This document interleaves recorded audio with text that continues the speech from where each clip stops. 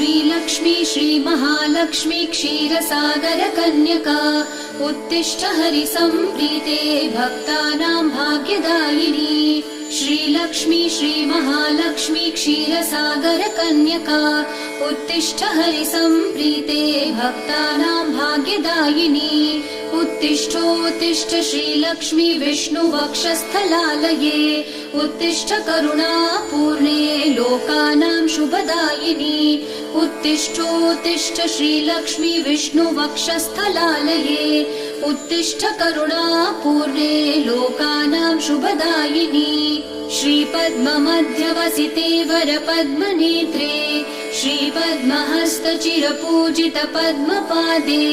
श्रीपद्मजातजननी शुभपद्मवक्त्रे